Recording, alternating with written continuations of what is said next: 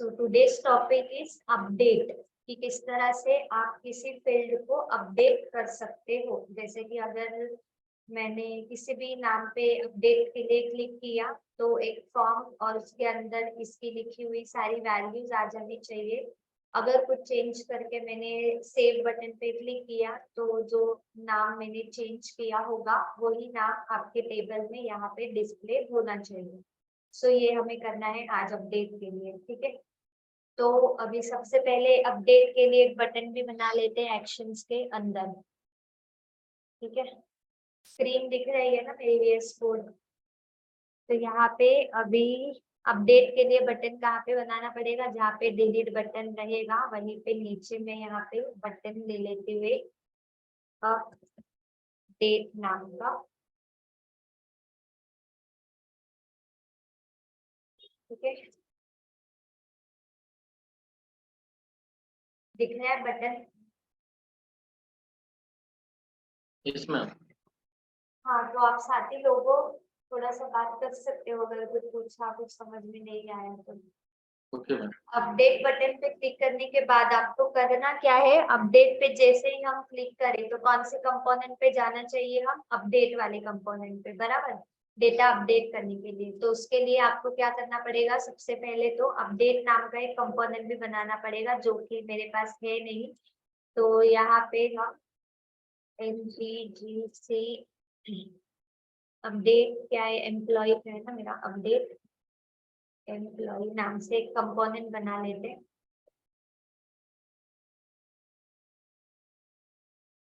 अभी कंपोनेंट तो बन गया, उसका राउटिंग भी करना पड़ेगा ना, तभी अपडेट पे क्लिक करने के बाद आप अपने कंपोनेंट के ऊपर जा सकते हो।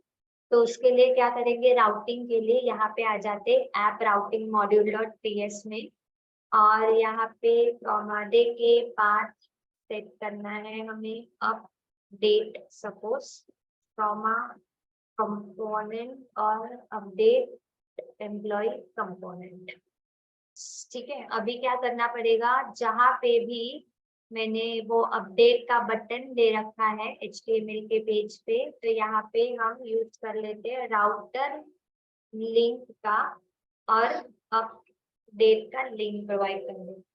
तो अभी चेक कर लेंगे कि अपडेट पे क्लिक करने के बाद क्या हम अपडेट कंपोनेंट के ऊपर जा रहे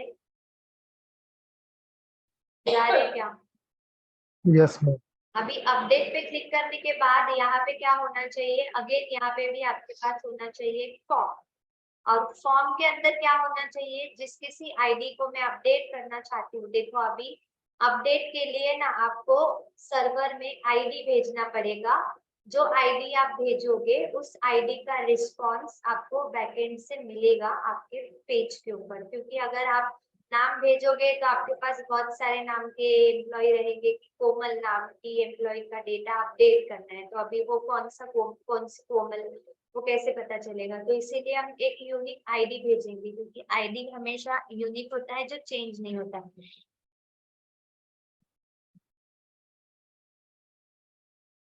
आईडी क्या रहेगा आपका, यूनिक रहेगा। जैसे मैंने कहा कि मुझे ये 2270 आईडी वाला डेटा एडिट करना है, तो आईडी आपको सेंड करना पड़ेगा। तो आईडी कैसे भेजोगे, तो हमने सीखा था ना पैरामीटराइज राउटिंग, कि हम पैरामीटर के जरिए कोई भी वैल्यू भेज सकते हैं। तो उसी तरह से अभी आपको पैरामीटर के जरिए क्या भेजना पड़ेगा, आईडी भेजना पड़ेगा आपके सर्वर में, और वो आईडी आपके लिए डेटा गेट करके लेकर आएगा। तो आईडी भेजने के लिए क्या करना पड़ेगा, यहाँ पे आपको स्लैश कोलन और आईडी भी पास करना पड़ेगा। ओके, क्लियर है इतना।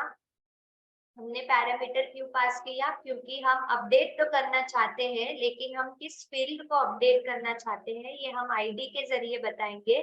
और आईडी को भेजने के लिए आपको पैरामीटराइज राउटिंग करना पड़ेगा। आपको अपडेट पे क्लिक करने के साथ साथ उसका आईडी भी चला जाना चाहिए। मतलब जैसे ही मैं अपडेट बटन पे क्लिक करूंगी, कि मैंने अगर इस वाले नाम पे अपडेट पे क्लिक करा, तो इसका आईडी चला जाना चाहिए सर्वर में, और तभी वो फॉर्म आना चाहिए जिसपे आपका अपडेट का फॉर्म रहेगा। अभी देखो यहाँ पे लाइट, हेलो अरे यार,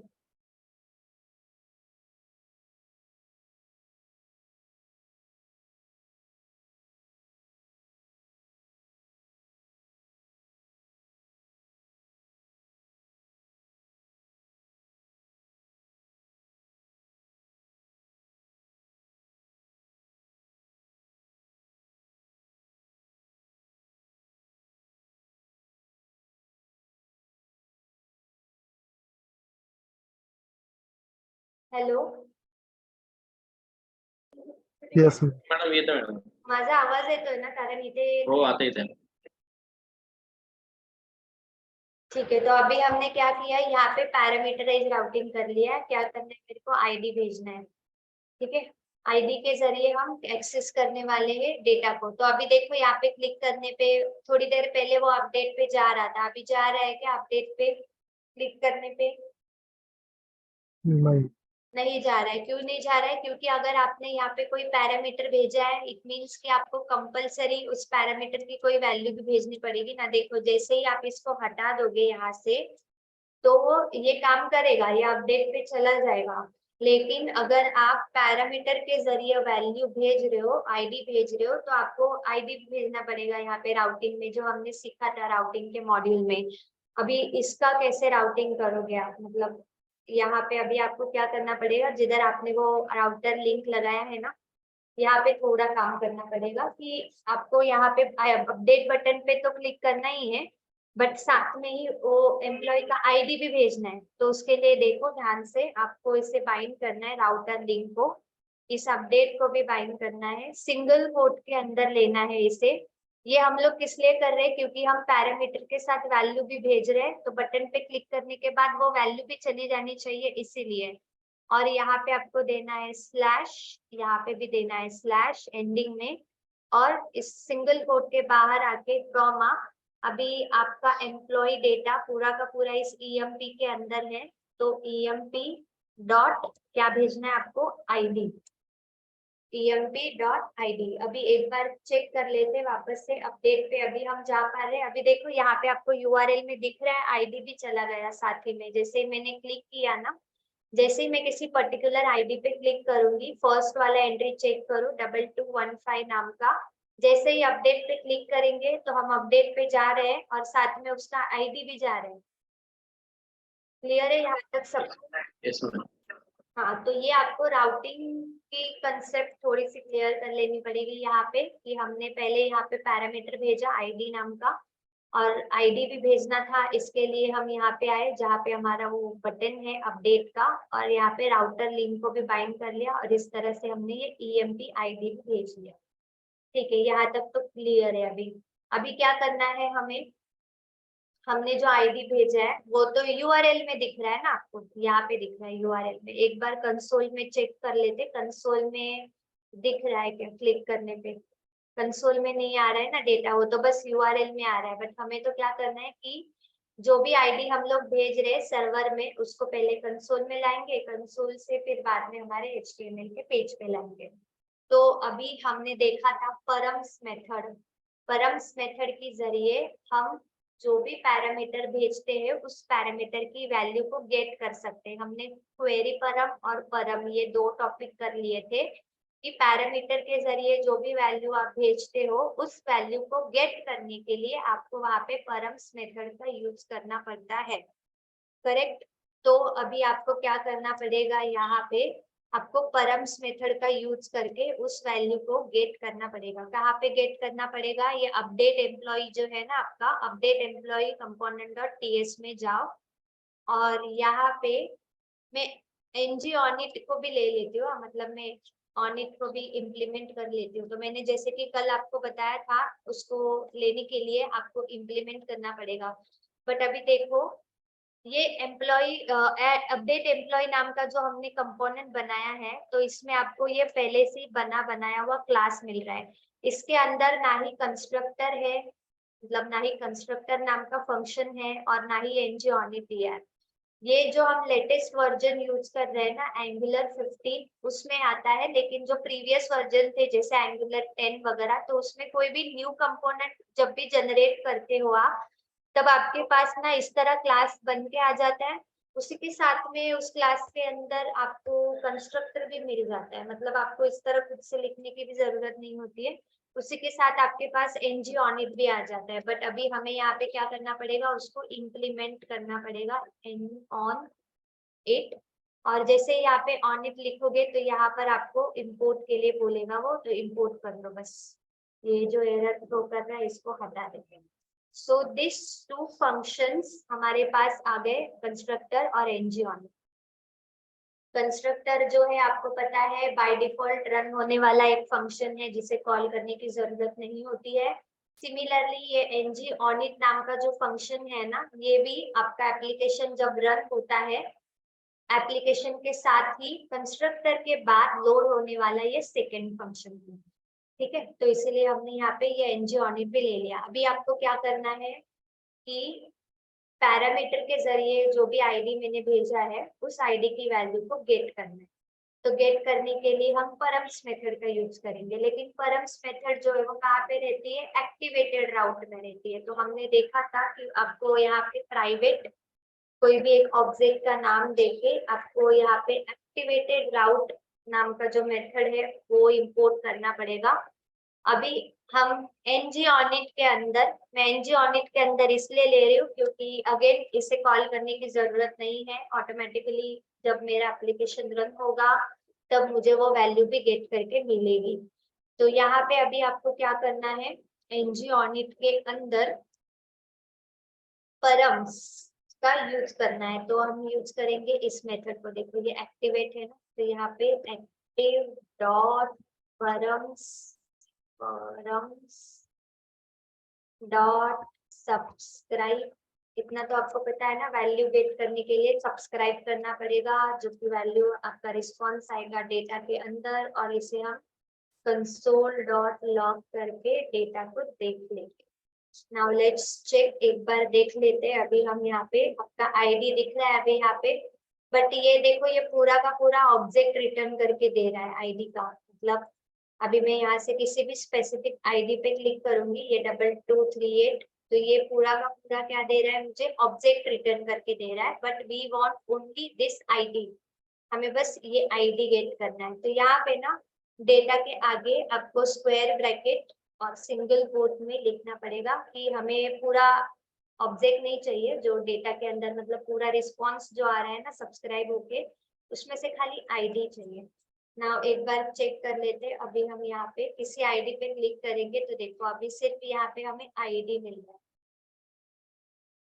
ठीक है, यहाँ तक सबको क्लियर है। ये हमने परम्स मेथड का यूज करके बस हमने हमारे आईडी को गेट किया है। 3 स्टेप्स मैंने किए, डिवाइड करो, थोड़ा अपडेट का पार्ट क्रिटिकल लगेगा आपको, डिवाइड करके देखो। सबसे पहले हमने क्या किया, राउटिंग में सबसे पहले हमें अपडेट के लिए कंपोनेंट चाहिए था, तो हमने एक अपडेट नाम का कंपोनेंट बना लिया। राउटिंग में पाथ सेट कर लिया ताकि मैं जब अपडेट बटन पे क्लिक करूं तो वो अपडेट एम्प्लॉय कंपोनेंट पे जाना चाहिए। बट अपडेट कैसे करेंगे, हम आईडी के हिसाब से हम अपडेट करेंगे, तो हमें अपडेट के साथ साथ उसका आईडी भी भेजना था। तो यहाँ पे हमने कर लिया पैरामीटराइज राउटिंग। अब जिधर भी हमने वो बटन बनाया था राउटर लिंक में, जिधर भी हमने वो बटन दिया था वहां पे हमने अपडेट के साथ साथ EMP आईडी भी भेज दिया है, ताकि क्लिक करने पे वो जो भी फील्ड के आईडी पे मैं क्लिक कर रही हूँ वो आईडी भी चला जाए। आईडी की वैल्यू गेट करने के लिए हमने अपडेट एम्प्लॉय डॉट टीएस में क्या किया, यहाँ पे सबसे पहले एक्टिवेटेड राउट नाम का एक ऑब्जेक्ट हमने इंपोर्ट करके ले लिया। Using this active params method हम यूज कर सकते हैं। परम्स मेथड क्या करती है कि आईडी की जो भी वैल्यू है उस वैल्यू को गेट करने में हेल्प करती है।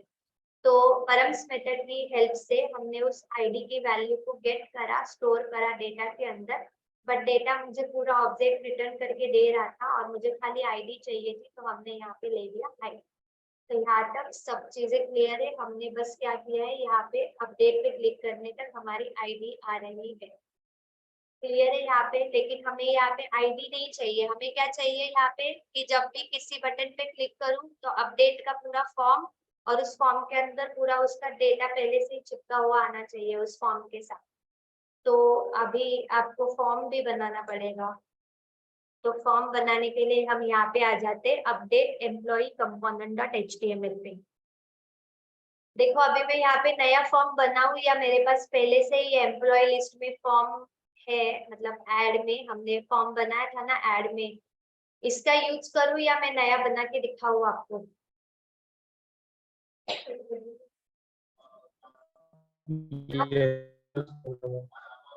अगर इसे यूज करूंगी तो समझ में आ जाएगा ना कि ये फॉर्म कहाँ से कैसे आया है।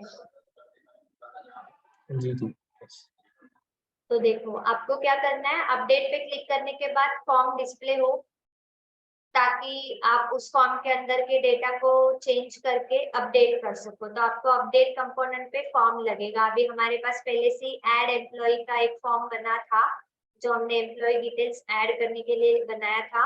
इसी फॉर्म को देखो मैं यहाँ से कर रही हूँ कॉपी, कंट्रोल सी करके, और अपडेट कंपोनेंट के ऊपर जाके पेस्ट कर लेते। आपको नाम चेंज करने पड़ेंगे बस आपके फॉर्म के। यहाँ पे मैं अपडेट के लिए फॉर्म बना रही हूँ, तो मैं यहाँ पे इसको नाम अपडेट दे देती हूँ। अब अपडेट पे क्लिक करेंगे अपडेट फॉर्म पे, तो कौन सा फंक्शन कॉल होना चाहिए उसका भी नाम आप यहाँ पे दे दो। तो सपोज अपडेट ईएमपी डेटा नाम से मैं बना लेती हूँ, इसको भी अपडेट एम्प्लॉय कर देती हूँ। ये बाकी सब चीजें सही है, बट यहाँ पे ना आपको आईडी भी लगेगा, क्योंकि आईडी भी तो आएगा ना आपके पास, तो आईडी भी लगेगा। यहाँ पे इनपुट टाइप नंबर रख लो, यहाँ पे नंबर, और name, ID, form, control, name, ID. अभी ये हमने रिएक्टिव फॉर्म बनाया है, तो इसका फॉर्म ग्रुप भी बनाना पड़ेगा यहाँ पे। तो फॉर्म का नाम है अपडेट,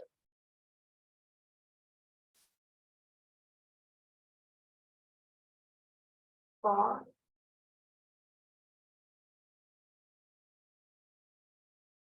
और इज इक्वल्स टू न्यू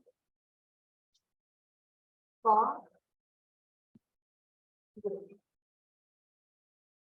बराबर, ये सारी चीजें पता रहेंगी आपको तो इजीली कर सकते हो। इसमें बस आपको फॉर्म कंट्रोल बना लेने हैं, सबके अलग अलग। फर्स्ट नेम है हमारे पास, first name, new form control, last name. ये याद रखना, ये फर्स्ट नेम लास्ट नेम बिल्कुल वैसे ही होने चाहिए जैसे कि आपके पास वो एपीआई से डेटा आने वाला है। मतलब आपको पता है ना, मैंने ये एपीआई शेयर करा था ये एम्प्लॉय का। तो इस यहाँ पे जो भी रहेगा ईमेल आईडी, फर्स्ट नेम, वैसे ही सेम फील्ड आपको कहाँ पे लिख लेनी, यहाँ पे। और ईमेल, ईमेल आईडी, और एक बार इसमें चेक कर लेती हूँ ईमेल आईडी वगैरह, ठीक है। अभी यहाँ पे ये अभी एरर क्या बता रहा है, ये सबमिट पे एरर बता रहा है, क्योंकि इस नाम का कोई फंक्शन नहीं बनाया ना अभी तक मैंने। तो इससे हम ले लेते हैं, और टीएस फाइल में क्या करना पड़ेगा आपको, यहाँ पे उसका एक फंक्शन भी बनाना पड़ेगा अपडेट का। मतलब कि जब आप अपडेट के ऊपर क्लिक करोगे तो क्या होना चाहिए। अभी देखो यहाँ पे मैं अपडेट पे क्लिक करूंगी तो ये चला जाएगा अपडेट कंपोनेंट के ऊपर। अगर आपको दिख रहा है अपडेट पे क्लिक करूंगी, अपडेट के ऊपर जा रहा है, ये आईडी भी जा रहा है। हाँ, डेटा अभी तक हमने गेट नहीं किया है, मतलब इस आईडी का डेटा यहाँ पे आना चाहिए पहले से भरा हुआ। अभी इस अपडेट एम्प्लॉय नाम के बटन पे क्लिक करूंगी, तो क्लिक करने के बाद क्या होना चाहिए वो आप इस फंक्शन के अंदर लिखोगे। देखो इस फंक्शन को हमने बाइंड किया है यहाँ पे सबमिट पे। मतलब जब सबमिट होगा तब कौन सा फंक्शन कॉल होगा आपका, ये वाला फंक्शन कॉल होगा। तो एक बार यहाँ पे भी देख लेते हैं हम लोग कंसोल डॉट लॉग में। हमारे फॉर्म का नाम है अपडेट डॉट वैल्यूज, की उसकी वैल्यू आनी चाहिए, फॉर्म की वैल्यू आनी चाहिए जब मैं क्लिक करूंगी तब। ठीक है, एक बार ना मैं अभी यहाँ पे बैक साइड में जाके क्लिक कर लेती हूँ किसी भी वैल्यू पे, और इस पे सबमिट कर लेते हैं। चेक कर लेते हैं कंसोल लॉग के अंदर। देखो यहाँ पे ऑब्जेक्ट लिख के आ रहा है और ये नल आ रहा है पूरा डेटा।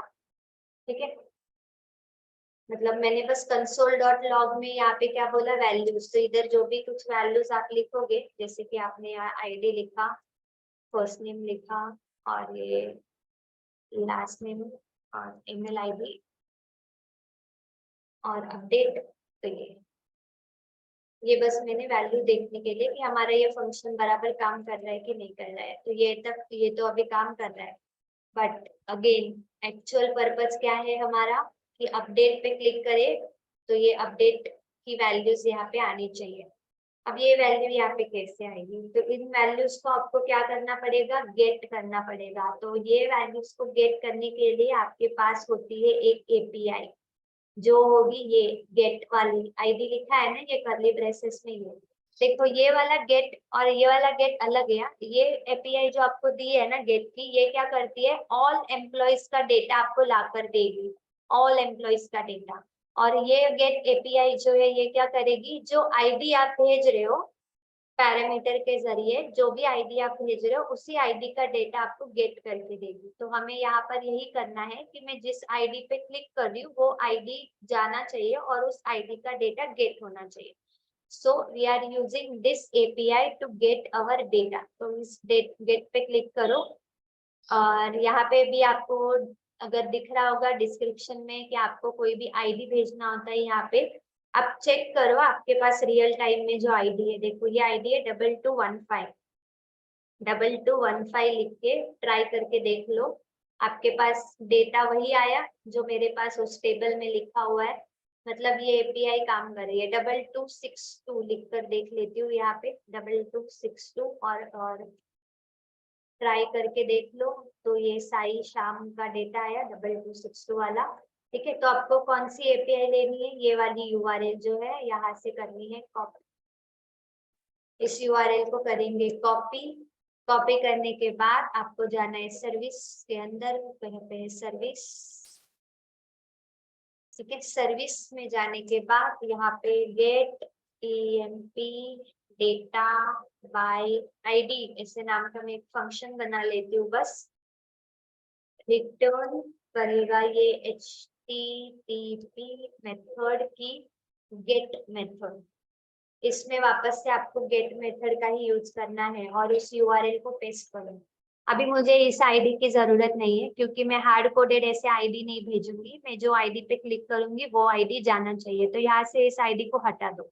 आपको आईडी भेजना है ना, तो आपको यहाँ पे भी पैरामीटर के जरिए आईडी भेजना पड़ेगा एनी, और यहाँ पे इस तरह से आईडी लिखना पड़ेगा। ओके, यहाँ तक हमने सर्विस बना ली, गेट मेथड को कॉल कर लिया। अभी वापस आ जाते हैं यहाँ पे अपडेट कंपोनेंट डॉट टीएस में। ठीक है, अभी उस सर्विस का डेटा हमें करना है, यहाँ पे गेट करना है। तो इधर भी एक फंक्शन बना लेते हैं हम लोग, get EMP data by ID, इस तरह से। अब उस सर्विस को मैं यहाँ पे कॉल करने वाली हूँ इस फंक्शन के अंदर, बट हमने सर्विस यहाँ पर अभी तक इंजेक्ट नहीं की है। तो हम यहाँ पे ले लेते हैं प्राइवेट। सर्विस का नाम क्या है हमारे, सपोज ईएमपी, और यहाँ पे ईएमपी सर्विस। नाउ देखो यहाँ पे ईएमपी डॉट, अभी कौन सी मेथड कॉल करने वाले हम यहाँ पे, get employ data by ID. और यहाँ पे आपको अभी बता रहा है पैरामीटर में क्या, कि आपको आईडी भी भेजना पड़ेगा सर्विस में। अभी आईडी भी भेजना पड़ेगा, तो कौन सा आईडी भेजने वाले हो आप, वही आईडी जो हमारे पास परम से आ रहा है। परम्स मेथड से हमने जो आईडी को गेट करा है वही आईडी को मुझे सर्विस में भेजना है।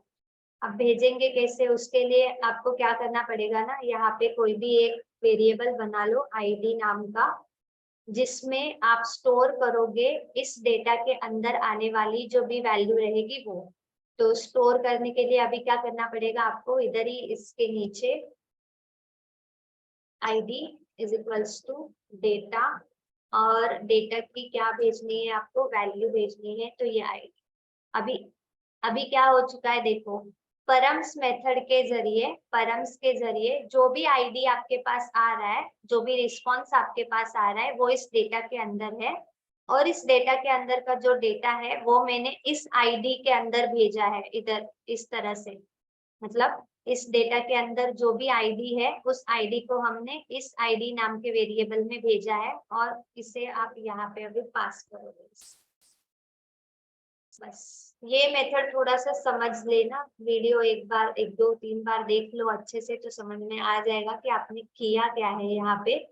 कि परम्स के जरिए, तो आपको पता है परम्स मेथड के जरिए पैरामीटर से भेजी जाने वाली वैल्यू को हमने गेट करा।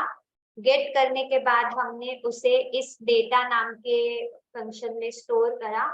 अब लेकिन मैं यहाँ से सर्विस में आईडी भी तो भेजना चाहती हूँ, तो यहाँ पे डेटा नहीं लिख सकती हूँ इस तरह से, क्योंकि ये डेटा क्या है, ये डेटा किसी वेरिएबल का नाम तो है नहीं, ये तो बस मैंने एक एरो फंक्शन बनाया है।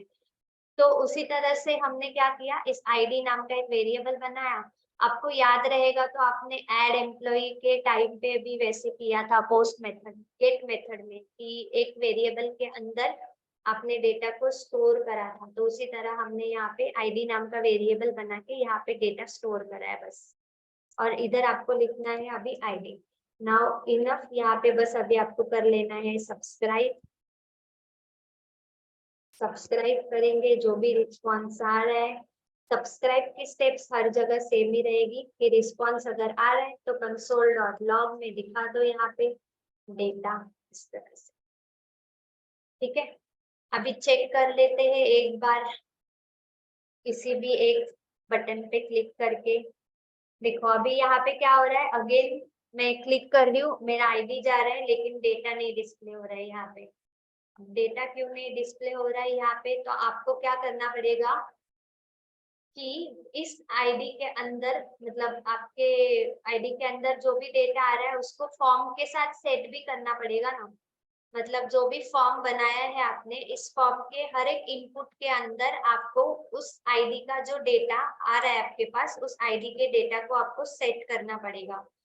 तो उस डेटा को सेट करने के लिए क्या करना पड़ेगा आपको, यहाँ पे आपके फॉर्म का नाम लिखो, इस फंक्शन के अंदर ही, गेट एम्प्लॉय बाय आईडी के अंदर ही आपके फॉर्म का नाम क्या है, अपडेट, और यहाँ पे करो सेट वैल्यू।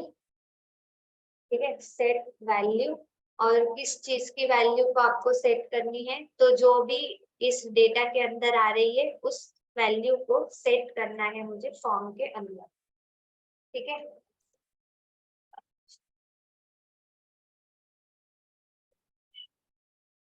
तो अभी आपको एक और काम करना पड़ेगा यहाँ पे कि आपने जो ये फंक्शन बनाया ना, इस फंक्शन को कहीं मैंने कॉल नहीं किया। मतलब इस फंक्शन को अगर आपने कंस्ट्रक्टर में बनाया रहता या ng on it में बनाया रहता तो ये ऑटोमेटिकली कॉल हो जाता। तो इस गेट एम्प्लॉय को कॉल करना पड़ेगा। तो इसे कहाँ पे कॉल करेंगे, ng on it में कर लेते हैं। ng on it में जहाँ पे ये मेरा रिस्पॉन्स आ रहा है ना, इसी के नीचे दिस डॉट, बस इस तरह से। Now let's check once.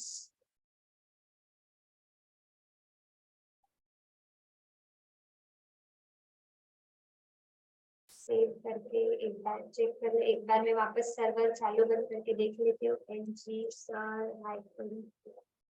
एक मिनट, ये 2 बार पेस्ट हो गया मेरे से।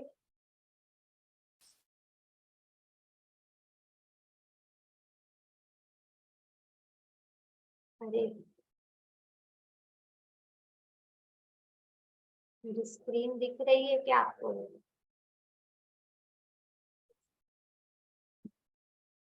हेलो मैडम दिख रही मैडम। तो मैंने वो गेट एम्प्लॉय आईडी को इधर कॉल किया है, वो तो दिखा ही नहीं, किसी ने बोला भी नहीं। मैं आउटपुट देख रही हूँ, आउटपुट भी नहीं आ रहा है यहाँ पे।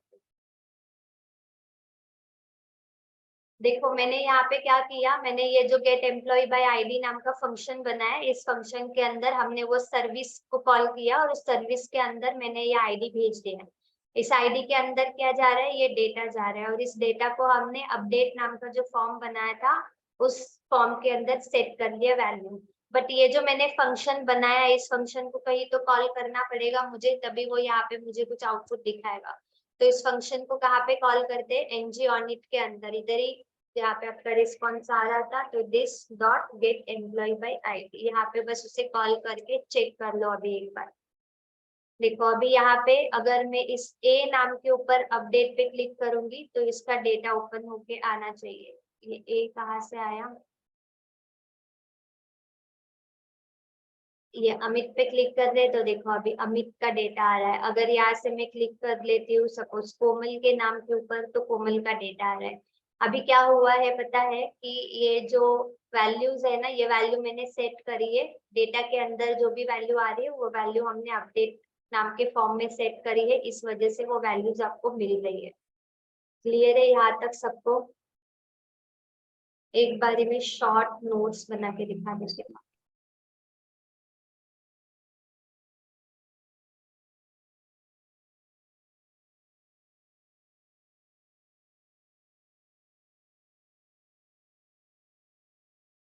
नोटपैड की स्क्रीन दिख रही है ना?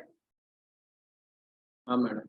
Yes, ma'am. सबसे पहले हमने क्या किया कि हमारे पास एम्प्लॉई लिस्ट नाम का जो कंपोनेंट था वहां पे हमने एक्शंस के अंदर एक अपडेट नाम का बटन बना लिया। बराबर, ये अपडेट नाम का एक बटन बना लिया कि इस तरह से एक्शंस में अपडेट नाम का बटन बना लिया। अभी अपडेट पे क्लिक करने के बाद क्या होना चाहिए कि अपडेट के कंपोनेंट पे जाना चाहिए, तो उसके लिए आपके पास एक अपडेट नाम का कंपोनेंट भी होना चाहिए। तो हमने क्या किया यहाँ पे क्रिएट अपडेट अपडेट कंपोनेंट कर लिया, क्रिएट कर लिया अपडेट नाम का कंपोनेंट। फिर उसके बाद उसकी राउटिंग करनी है आपको। राउटिंग कहाँ पे करनी है, हमारे पास राउटिंग मॉड्यूल डॉट टीएस का जो फाइल था वहां पे हमने इसकी राउटिंग कैसे की, इस तरह से पाथ में हमने लिखा अपडेट और कंपोनेंट हमने कहा कि अपडेट कंपोनेंट को लोड करो। तो ये हमने पाथ उसका बेसिक कर लिया। और फिर उसके बाद क्या किया, जहाँ पे बटन बनाया था ये एक्शन नाम का, जिधर बटन बनाया था आपने इस तरह से बटन बनाया था, बटन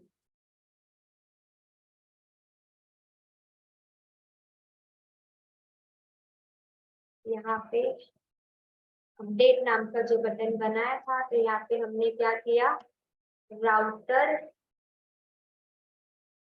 लिंक का यूज करके अपडेट। अब अपडेट पे क्लिक करने के बाद क्या होना चाहिए, ये अपडेट का कंपोनेंट दिखना चाहिए। बट मुझे अपडेट करना है किसी फील्ड को, तो उस फील्ड को मैं गेट करूंगी आईडी के जरिए। तो हमने पैरामीटर के जरिए यहाँ से आईडी भी भेजा। अगर यहाँ से आईडी भेजा है तो इधर लिंक में भी मुझे आईडी देना पड़ेगा। तो यहाँ पे आपको क्या करना था कि स्क्वायर ब्रैकेट के अंदर सिंगल कोट लेना है और यहाँ पे हमने लिखा इस तरह से अपडेट और कॉमा देके हमारा emp.id हमने ये भी भेज दिया। ठीक है, ये हो गया पूरा राउटिंग का पार्ट कि जब भी आप क्लिक करोगे तो वो उस पर्टिकुलर कंपोनेंट पे जाएगा, वो आईडी के साथ जाएगा। मतलब जिस आईडी के नाम पे क्लिक किया रहेगा उस आईडी के साथ उस पर्टिकुलर कंपोनेंट पे जाएगा। तो सपोज ये हो गया आपका, दो स्टेप्स हो गए आपके यहाँ पे। Suppose this one is your first step और ये आपका सेकेंड। फिर उसके बाद हमने क्या करा यहाँ पे और कि अभी आपके पास अपडेट कंपोनेंट डॉट टीएस जो है, update component dot TS parameter से जो भी वैल्यू हमने भेजी है उसे हमने परम मेथड के जरिए गेट कर लिया। नाउ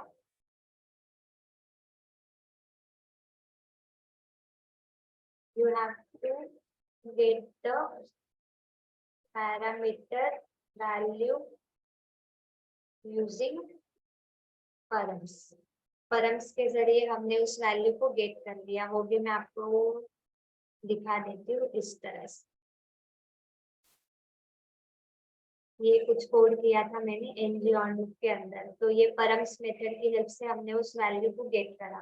मैं यहाँ पे नहीं डालती, कंफ्यूजन ना हो। आप बस पैरामीटर की वैल्यू को गेट करो परम्स के जरिए। फिर फोर्थ वन इज व्हाट कि आपको क्या करना है, अपडेट कंपोनेंट डॉट एचटीएमएल में जाके क्रिएट फॉर्म, एक फॉर्म भी बनाना पड़ेगा। उस फॉर्म के अंदर डेटा आएगा आपका। Create a reactive form make form group in TS file के अंदर हमने उसका एक फॉर्म ग्रुप भी बना लिया। ठीक है, यहाँ तक हमने अभी फॉर्म ग्रुप भी बना लिया। फॉर्म ग्रुप बनाने के बाद अभी फॉर्म तो बन गया, बटन पे क्लिक कर रहे हैं तो आईडी के साथ वो जा भी रहा है बैकएंड में। बट आईडी का काम क्या है कि बैकएंड सर्वर से जो भी उस आईडी का डेटा होगा उसको गेट करने का। तो यहाँ पे आपको गेट ईएमपी बाय आईडी नाम का जो भी फंक्शन है वो बना लेना पड़ेगा सर्विस में। और सर्विस में यहाँ पे आपको यूज करनी पड़ेगी गेट मेथड। तो यहाँ पे अभी आपको क्या करना है, create get EMP by ID function in service. और सर्विस में आपको यूज करना है गेट मेथड का, जिसमें आप वो लिंक पास करोगे और सर्विस में आप आईडी भी पास करोगे ताकि आईडी का डेटा हमें मिल सके। यहाँ पे एक बार दिखा देती हूँ वापस से। देखो यहाँ पे जो सर्विस हमने बनाई थी तो get employ by ID service बना ली हमने। तो सर्विस से क्या होगा कि हमारा जो भी आईडी है वो इस सर्विस में जाएगा और सर्विस से डेटा गेट करके लेके आएगा। तो उसके लिए वापस से आपको अपडेट एम्प्लॉय में आके क्या करना था, एक हमने फंक्शन बना लिया गेट एम्प्लॉय बाय आईडी करके।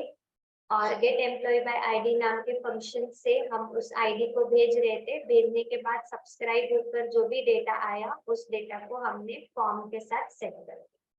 So this is the method. यहाँ तक हमने किया कि किस तरह से हम डेटा गेट कर सकते हैं। बट अभी तक आपका डेटा अपडेट नहीं होगा, मतलब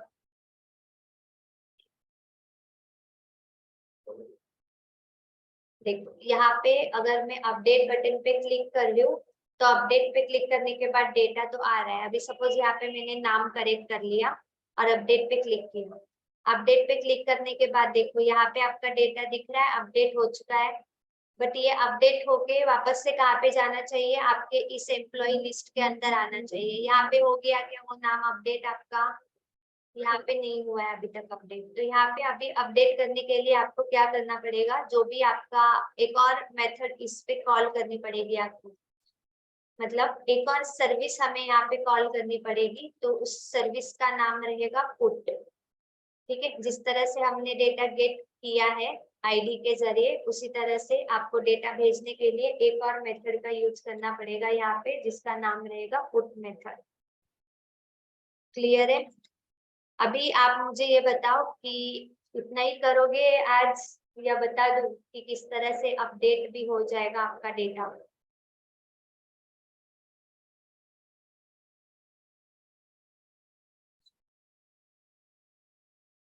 हेलो,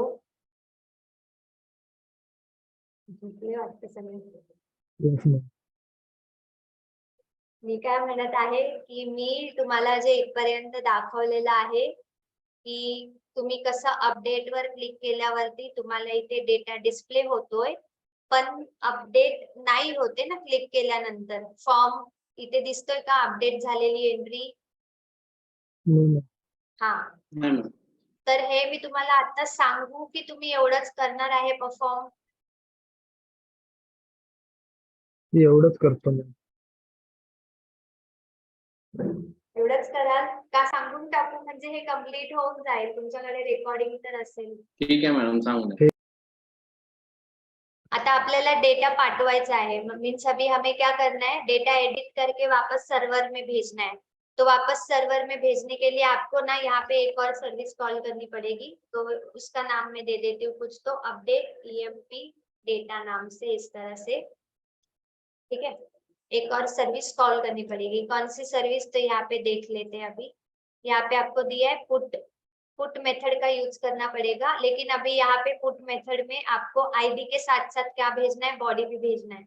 मतलब आप आईडी तो भेजोगे बट बॉडी के अंदर जो भी आपने चेंजेस किए हैं ना वो भी आपको सर्वर में भेजने हैं। तो इसीलिए यहाँ पे अभी आपको दो पैरामीटर यूज करने पड़ेंगे। एक बार मैं यहाँ से ये यूआरएल ले लेती हूँ कॉपी करके।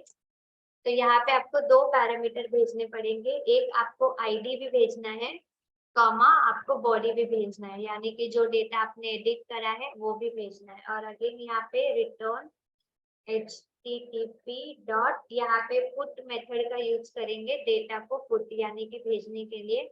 यहाँ से इस आईडी को बस आप हटा दो और यहाँ पे डॉलर आईडी और बाहर निकल के कॉमा बॉडी। ठीक है, मतलब अभी आपको आईडी भी भेजना है और साथ में बॉडी भी दिखना है, तो इस तरह से लिखना पड़ेगा आपको कि आईडी इस यूआरएल के अंदर ही लिखो, कॉमा फिर बॉडी। ठीक है, अभी यहाँ पे आना है आपके अपडेट कंपोनेंट के ऊपर, और जिधर आपने ये फंक्शन बना लिया है ना अपडेट ईएमपी डेटा, ये अपडेट ईएमपी डेटा नाम का जो फंक्शन है, इस फंक्शन को मैंने इस फॉर्म के साथ बाइंड करा है। ये क्लिक जब होगा, मतलब डेटा जब मेरा सबमिट होगा, तो ऑटोमेटिकली फॉर्म के अंदर की वैल्यू भी हमारी चेंज हो जाएगी। तो अभी यहाँ पे क्या करो, ईएमपी डॉट, इधर आपको कॉल करना पड़ेगा अपडेट एम्प्लॉय डेटा। ठीक है, अभी आपने पैरामीटर भेजे थे 2, आईडी और बॉडी, वो भी आपको यहाँ पे भेजने पड़ेंगे आईडी। ठीक है, कॉमा आईडी, कॉमा आईडी के साथ क्या जाने वाला है, आपकी बॉडी यानी कि आपके फॉर्म के अंदर जो भी वैल्यूज है ना वो जाने वाली है। तो आपके फॉर्म का नाम लिखना पड़ेगा यहाँ पे डॉट, उसके अंदर की वैल्यूज भेजनी है आपको, तो वैल्यूज लिखना पड़ेगा बस। एंड नाउ सब्सक्राइब, रिस्पॉन्स को सब्सक्राइब करेंगे बस, कंसोल डॉट लॉग के अंदर देंगे। ठीक है, नाउ लेट्स चेक वंस कि अगर मैंने यहाँ पे अपडेट पे क्लिक करा, मैंने ये नाम करेक्ट किया, अपडेट किया, यहाँ पे अपडेट हो गया, वापस से पीछे चले जाते, अभी देखो आपके फॉर्म में भी अपडेट हो गया वो नाम। Yes ma'am. हाँ, बट अभी ये बैक जाना पड़ रहा है ना मेरे को, तो हमने देखा था राउटर नेविगेट कर सकते हैं हम कि क्लिक करेंगे, इधर से क्लिक करेंगे तो वापस से back to the employ list के ऊपर आना चाहिए। तो उसके लिए हमने देखा था कि हम यहाँ पे प्राइवेट राउट और एक हमने राउटर नाम का वेरिएबल ऑब्जेक्ट यूज किया था, और उससे बस यहीं पे कॉल कर लो आपके डेटा के अंदर, राउट डॉट नेविगेट, और ये ब्लाइंड छोड़ना है। तो ये हमने नेविगेशन के लिए किया था इसके पहले भी, अभी देख लेते एक बार वापस। सपोज अपडेट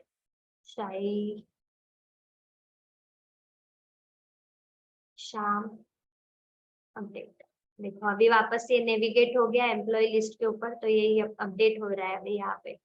ठीक है, सो अभी आपकी सारी मेथड हो चुकी है, ऐड की भी हो चुकी है कि ऐड पे क्लिक करके किसी भी एम्प्लॉय का नाम ऐड कर सकते हो gmail.com। तो ये ऐड भी हो रहा है, एंट्री आपके पास।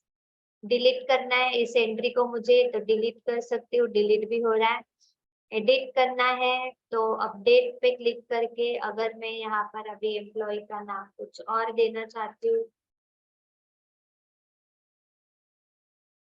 और अपडेट कर दूं, तो यहाँ पर अभी अपडेट भी हो, क्लियर है। तो ये हो गया अभी आपका फ्रॉड ऑपरेशन कंप्लीट।